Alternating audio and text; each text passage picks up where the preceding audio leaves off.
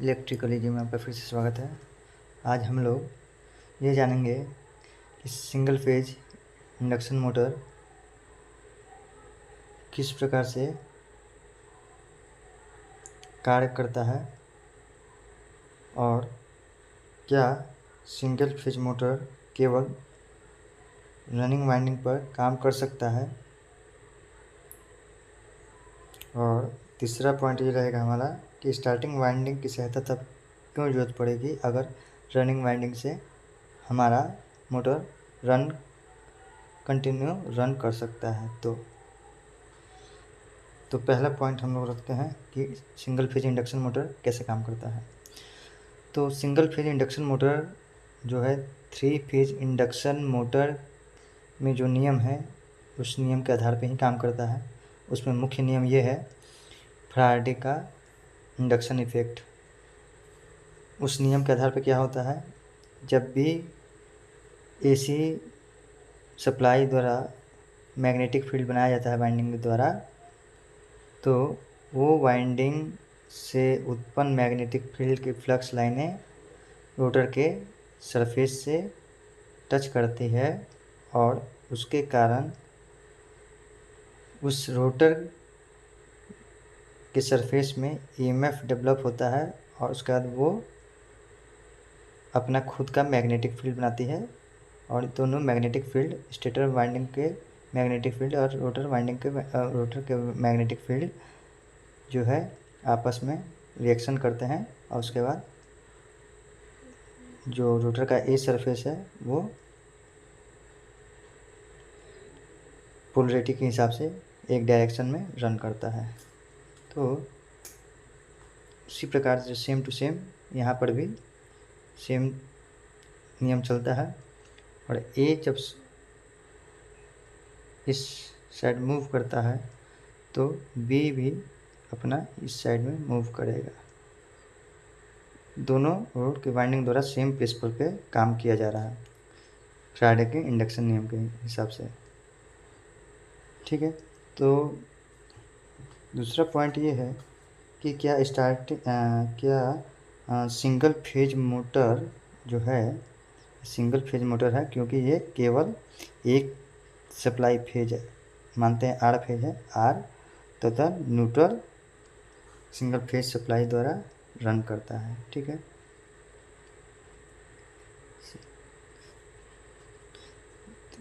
इस प्रकार से देखते हैं, जैसे कि ये इसका ये वाला तार जो है एक है इससे जुड़ा और यहाँ पे आर सप्लाई दे दिए, यहाँ पे न्यूट्रल दे दिए। तो इस कंडीशन में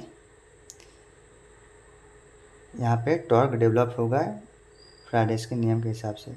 अब टॉर्क के कारण जो है रोटर का सरफेस ए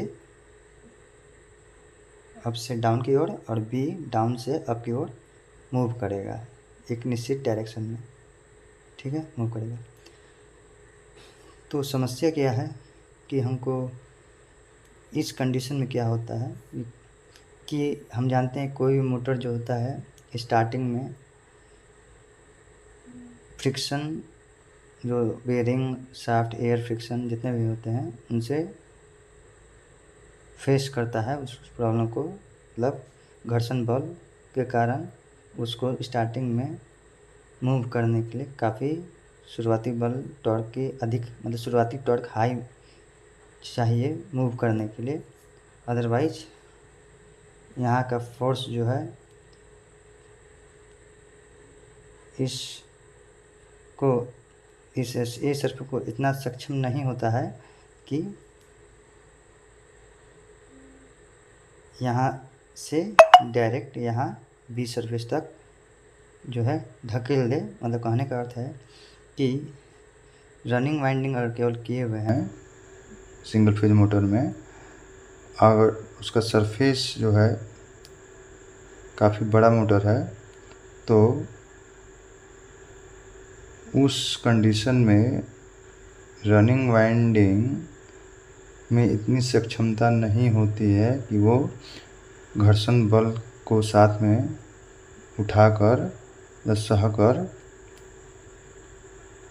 ए सरफेस को बी वाले पोजीशन में लिया या बी सरफेस के बी को ए के पोजीशन में लिया। ठीक है, तो क्या होगा उस कंडीशन में, जब सप्लाई देंगे तो ये ऐसे ऐसे हिलेगा, स्क्रॉल करेगा, लेकिन मूव नहीं कर पाएगा। स्टार्ट होने का मतलब नाचने की कोशिश करेगा लेकिन नाच नहीं पाएगा। तो नाच क्यों नहीं पाया? तो क्या टॉर्क नहीं था? टॉर्क नहीं था। टॉर्क तो उत्पन्न हो रहा है फैराडे के नियम के हिसाब से, तो इसको नाचना चाहिए। हाँ, नाचेगा कब? जब हम इसको हल्का सा मूव करा दें, एक राउंड नचा दें हाथ से, तो हमारा जो है ये कंटिन्यू पोल की संख्या के हिसाब से स्पीड पकड़ लेगा। ठीक है, जैसे कि एग्जांपल के तौर पे हमारा वाटर पंप मोटर में कभी कभी स्टार्टिंग वाइंडिंग के कैपेसिटर कमज़ोर हो जाते हैं, तो केवल हाथ से मूव कर देने पर ये वाटर पंप मोटर पानी को कैच करने लगता है अंडरग्राउंड से। ठीक है, दूसरा एग्जांपल, आपका जो रेफ्रिजरेटर होता है उसमें जो कंप्रेसर लगे होते हैं वो रनिंग कंडीशन में जब एक बार रन कर जाता है तो केवल रनिंग वाइंडिंग पर ही वो घूमते हैं। ठीक है, उसमें अन्य स्टार्टिंग वाइंडिंग में सप्लाई नहीं जाती है। तो कह सकते हैं कि कि सिंगल फेज मोटर को केवल एक वाइंडिंग से नचाया जा सकता है, स्टार्ट नहीं किया जा सकता है।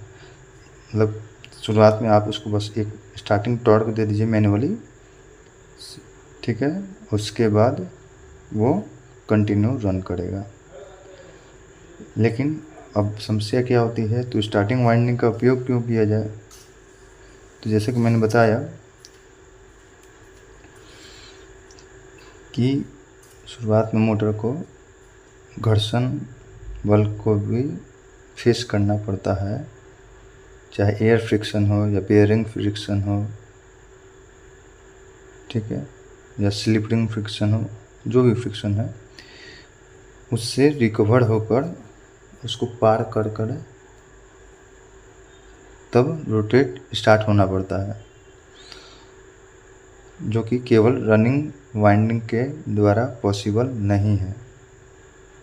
तो इसलिए इसके सपोर्ट में शुरुआत में सपोर्ट चाहिए, उसके लिए इसके 90 डिग्री मतलब इस वाइंडिंग के 90 डिग्री इलेक्ट्रिकल डिग्री में, मतलब इस साइड में और इस साइड में स्टार्टिंग वाइंडिंग किया जाता है। तो स्टार्टिंग वाइंडिंग का बस रोल इतना होता है कि रनिंग वाइंडिंग को जो फ्रिक्शन के कारण शुरुआत में जो अधिक टॉर्क चाहिए होता है उसको देने में सहायता करे। ठीक है, अगर हमारा लाइट लोड है मोटर में, जैसे कि मैंने बता ही दिया, refrigerator, compressor, water pump motor, इस सब में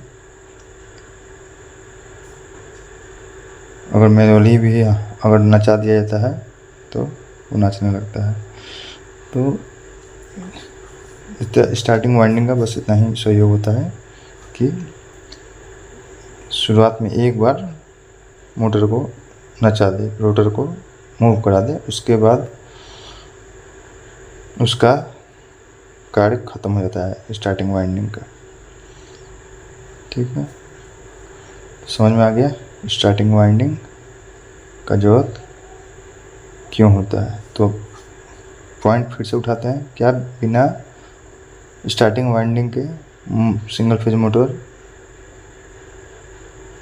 नाच सकता है? तो नाचने का अर्थ है कि एक बार वो नाच गया है, एक बार रोटेशन कर गया तो वो कंटिन्यू नाचेगा? हाँ नाचेगा, लेकिन मैनुअली उसको नचाना पड़ेगा स्टार्टिंग में। जो टॉर्क स्टार्टिंग वाइंडिंग के द्वारा मिल जाता है उसको मैनुअली देना पड़ेगा। दूसरा, तो स्टार्टिंग वाइंडिंग का सहयोग क्या है? तो स्टार्टिंग वाइंडिंग रोटेशनल टॉर्क होता है स्टार्टिंग में, जो स्टार्टिंग में फ्रिक्शन लॉसेस को सहते हुए जो हाई रिक्वायरमेंट है स्टार्टिंग टॉर्क का, उसकी पूर्ति करता है। ठीक है, तो अब यहाँ पे बात उठता है कि स्टार्टिंग वाइंडिंग जो होता है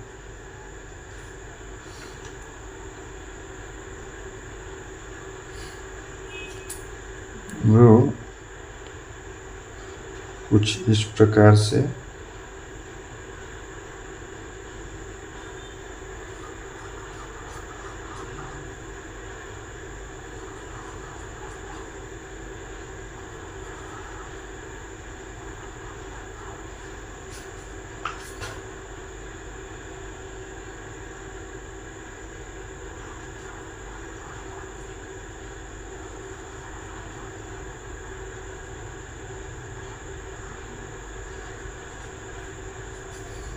होता है। ठीक है, अब क्या है कि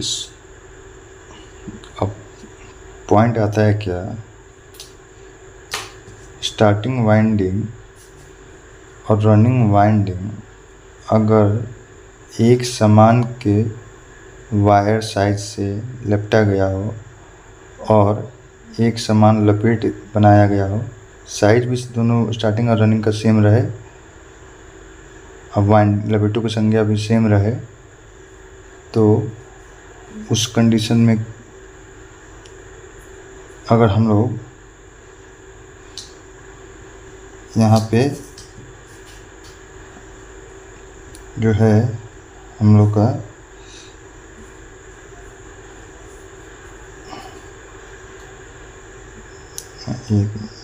हम लोग का जो कनेक्शन पहले कर लेते हैं, ये वाला था, इधर से हम करते हैं,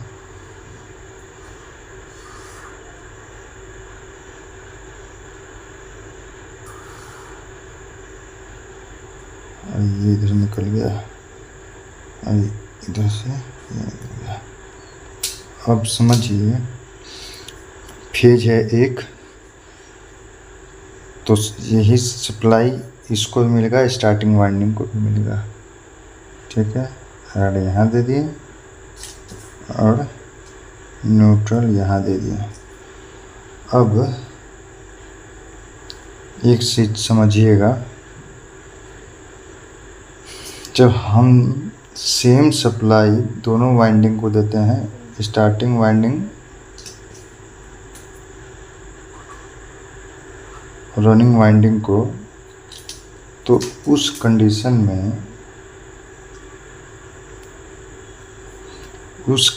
में क्या होगा,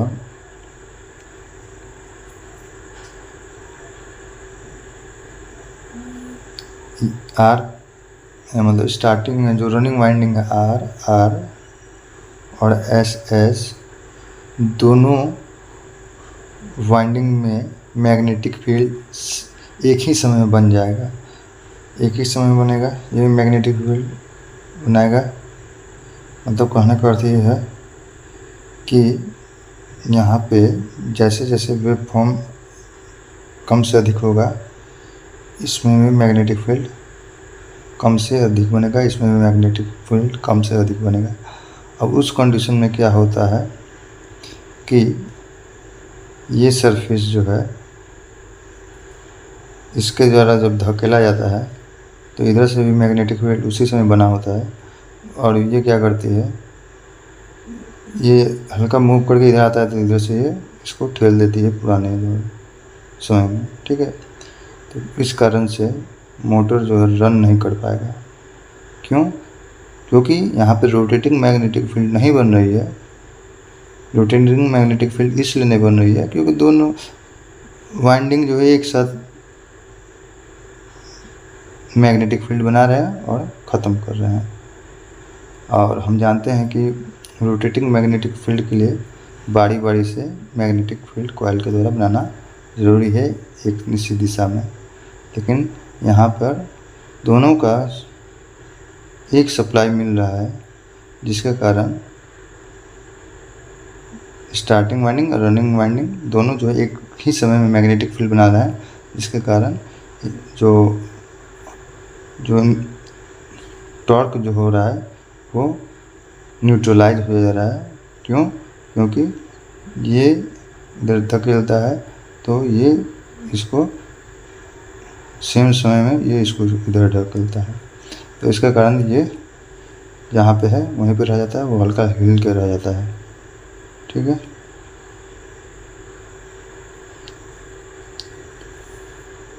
समझ में आ गया होगा आप लोगों को कि इसको अगर हम लोग किसी सिंगल फेज मोटर को अगर हम लोग स्टार्टिंग वाइंडिंग की सहायता से स्टार्ट भी करना चाहते हैं, अगर वो स्टार्टिंग वाइंडिंग में जो तार की मोटाई लपेट समान है किसके, रनिंग के, तो उस कंडीशन में जो टॉर्क डेवलप होता है, ठीक है, रोटर में, वो इनिशियलाइज होकर 0 हो जाता है, क्योंकि दोनों मैग्नेटिक फील्ड जो है, दोनों वाइंडिंग दोनों मैग्नेटिक फील्ड एक ही समय में बनाया जा रहा है और दोनों जो है विपरीत दिशा में रोटर के सरफेस में बल लगा रहे हैं और दोनों एक दूसरे के बल को कैंसिल कर रहे हैं। ठीक है, तो तब भी स्टार्टिंग वाइंडिंग लगाने के बावजूद भी हमारा मोटर नहीं नाचेगा। सिंगल फेज मोटर का शर्त क्या है? अगर दोनों वाइंडिंग की मोटाई तार की एक समान है, लिपिडों की संख्या भी एक समान है, कह दें तो टॉर्क जो होगा T वो स्टार्टिंग वाइंडिंग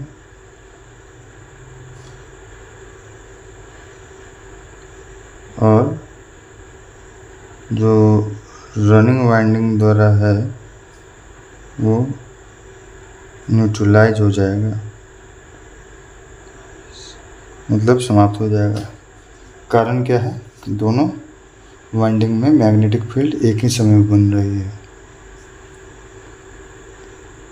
ठीक है, इस कारण से आपको इसको मैन्युअली ही नचाना पड़ेगा स्टार्टिंग वाइंडिंग करने के बावजूद भी। समझ में आ गया? अगर हम समझ लें यहाँ पे कि R वाइंडिंग का इंडक्टेंस वैल्यू LR है, अगर बराबर है स्टार्टिंग वाइंडिंग के इंडक्टेंस वैल्यू से LS से, तथा रेजिस्टेंस जो है रनिंग का RR